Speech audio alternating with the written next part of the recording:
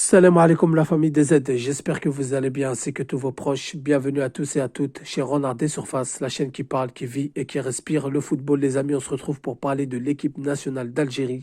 Dans moins d'un mois, il y a deux rencontres très importantes, même si l'Algérie est déjà qualifiée. Donc une face à la Guinée équatoriale à l'extérieur et l'autre à domicile, on l'espère bien, à Tizi Ouzou face au Libéria. Donc cinquième et sixième journée des éliminatoires à la prochaine Coupe d'Afrique des Nations qui, je le rappelle, aura lieu de décembre 2025 à janvier 2026 au Maroc.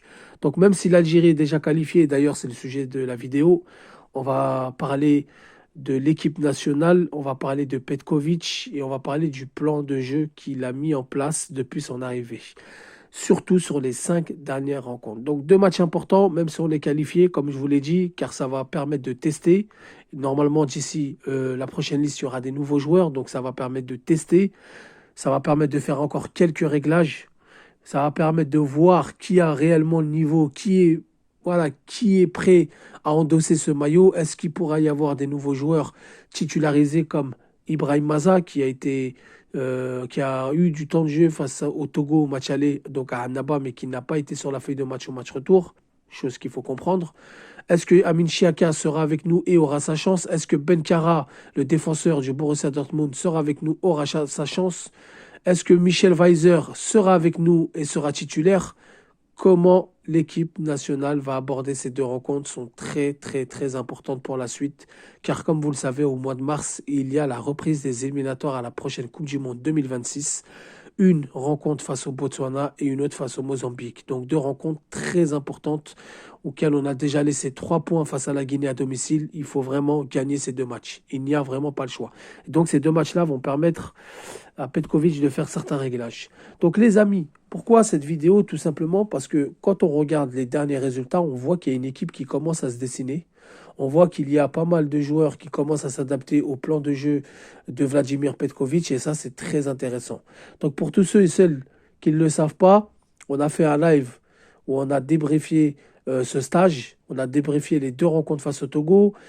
Avant ça, on a fait un live spécial Algérie-Guinée équatoriale. Donc, je vous invite à aller écouter si vous ne l'avez pas déjà fait. Et pour ceux qui viennent de nous rejoindre aussi, c'est très intéressant avec des intervenants de très, très grande qualité.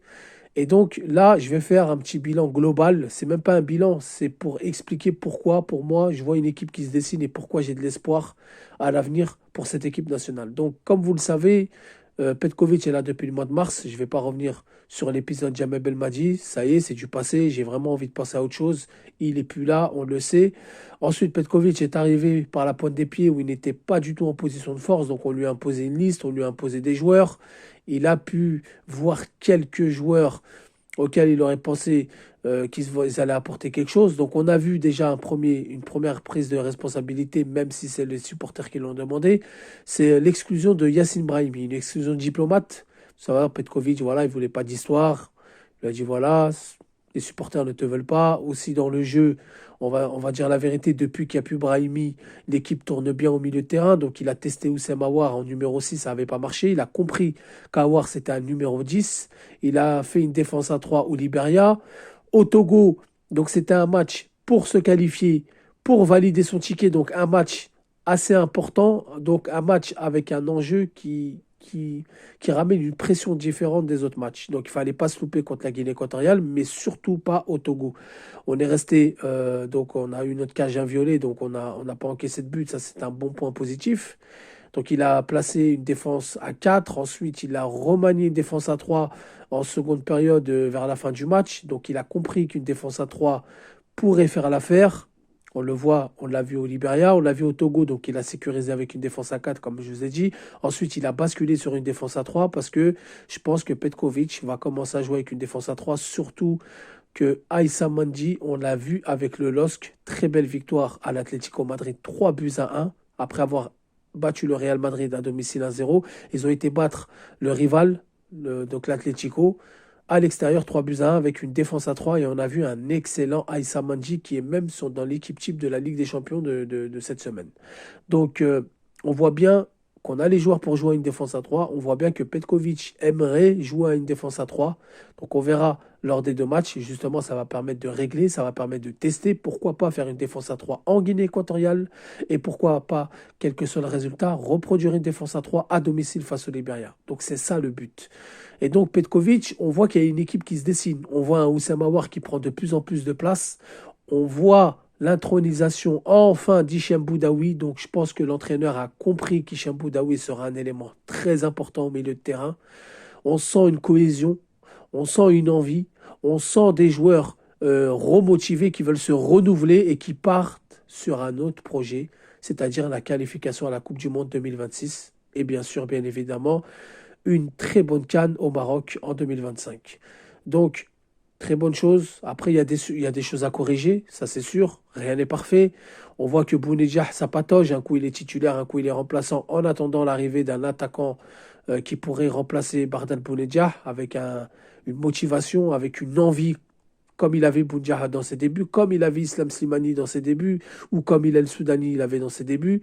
On voit bien que Zerouki fait partie des plans de jeu, même si on n'est pas tous pro Zerouki, même si on n'est pas tous fans de son jeu, mais on voit bien que Zerouki fait partie du plan de Petkovic. Par contre, il va falloir qu'il gère mieux le groupe, c'est-à-dire donner plus de temps de jeu aux joueurs qui convoquent. Bouanani, deux convocations pour le dernier stage, 0 minute. Ça, c'est pas normal. Alors que c'est la relève, c'est l'avenir. Il joue à Nice, il a renouvelé son contrat, ils lui ont doublé son salaire. Le club compte sur lui, il enchaîne de plus en plus de matchs, il a de plus en plus de temps de jeu, donc il faudrait lui donner sa chance. Hadj Moussa, même s'il gravite quelques petites minutes en championnat, il a joué en Ligue des Champions quand même 15 minutes, il a fait une bonne rentrée, mais voilà, si on le convoque, c'est aussi pour le faire jouer, pour le voir à l'œuvre. On a vu aussi dans les débuts un Bakrar nouveau en sélection qui n'est plus rappelé, parce qu'on a vu qu'il n'avait pas le niveau, donc on voit une équipe qui se dessine par ce qu'il propose Petkovic sur le terrain.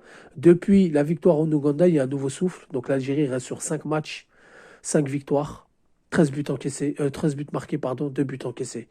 Donc défensivement, ça va mieux avec le retour de Ben Sebaini.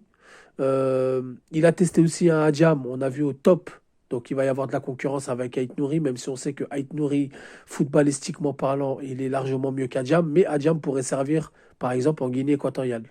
Il pourrait servir dans ce match avec une pelouse assez catastrophique, avec des conditions de jeu similaires que celles face au Togo. Donc, on a l'équipe, on a les joueurs, on a aussi probablement le retour de Fares Chaibi, qui sera très important dans le groupe et très très bonne nouvelle pour les supporters algériens.